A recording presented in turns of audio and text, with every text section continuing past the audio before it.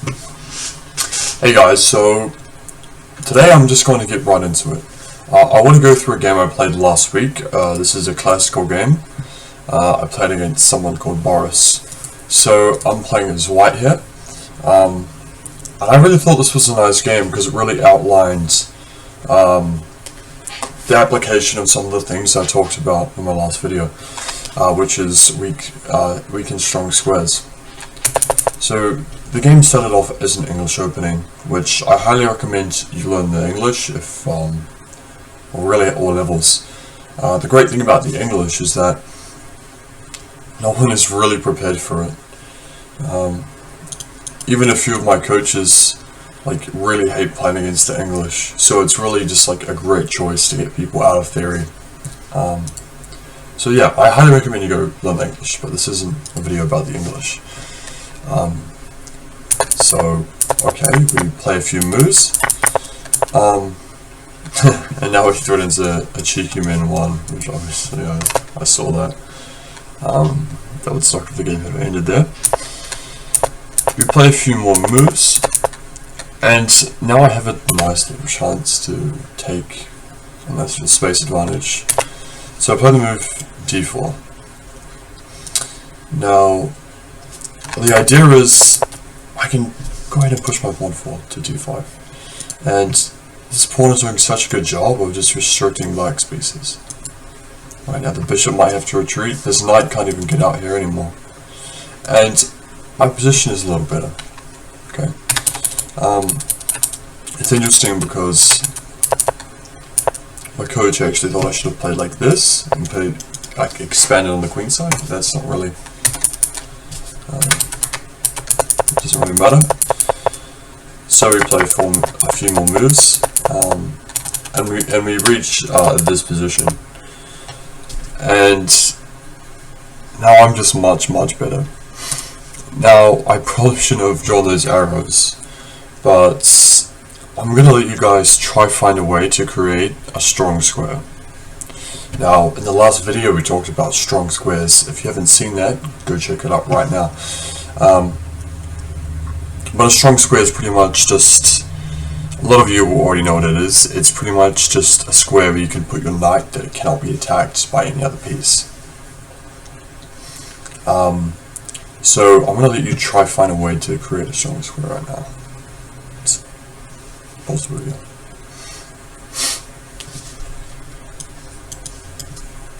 Like that. Now it's not enough to just know what a strong square is, we have to know how to create one. Right? So, what does this do? How does this create a strong square? Well, let me show you. Once we get our knight here, to h5, we will have two attackers on this pawn. You physically cannot defend it. Okay, if it defends with the queen, we still take. So the only way to defend is play f6. Look at that. Now that becomes a strong square for our knight. Let me show you what happened in the game.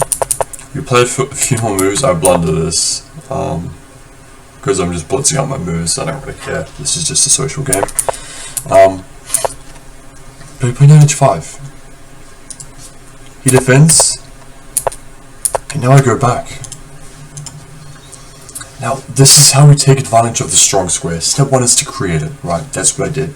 I put so much pressure on this pawn, the only way he could defend was to create a weakness on g6. Now, if I was playing a high-rated opponent here, the game would have gone very differently.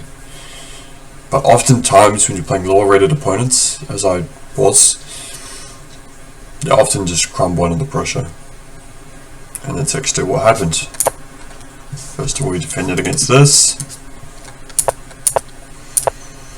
And then I just increase my control over the square.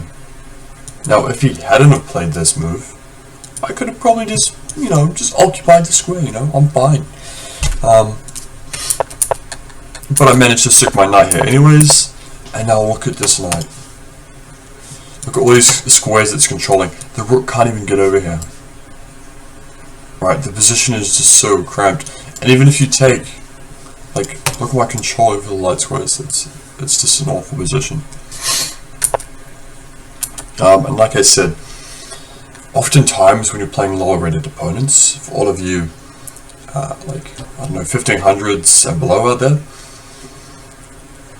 like, when you put so much pressure on your opponent, like I have right now, when I have such a big space advantage and negative pieces, oftentimes they just don't know what to do. They just crumble. They just do this. They just hang a ball. And then I went on to convert this reasonably well. And yeah, I played this nice checkmate. My opponent resigned here because of takes. It's game over. Now, yeah, 6 minutes, okay. So the entire reason that I was able to win this game, this whole game isn't really important. I did recommend the English. I think you should go check that out. But apart from that, the only real thing that I want you to take away from this is that, okay, well, first of all, I activated my pieces, but the main thing this game highlights is how to put pressure on a certain point in Black's position and force them to create more weaknesses. Yeah? So I played knight to h5 here, and I just attack this. Now, I've only really played one game this week. I'd love to show you more examples. I probably will make another video tomorrow, and hopefully I can get some more examples ready, because one example isn't really enough, but it does sort of give you the better understanding of how to actually create the weakness.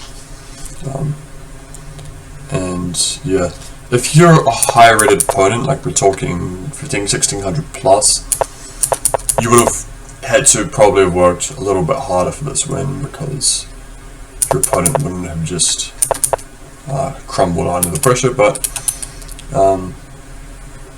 you still would have been like positionally winning. Yeah, I hope this helps. I'm not going to waste any time with the outro, so I'll see you tomorrow.